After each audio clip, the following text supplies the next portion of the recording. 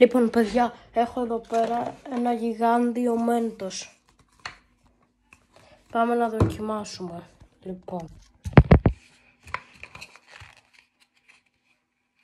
Πώς έγινε τώρα αυτό.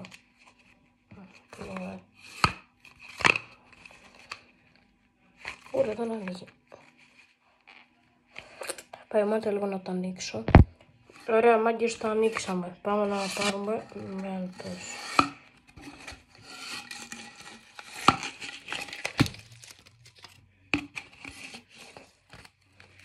Πήραμε ένα. Πάμε να δοκιμάσουμε αν είναι κανονικά. Κανονικά πάντως φαίνονται, δεν φαίνεται κάτι διαφορετικό.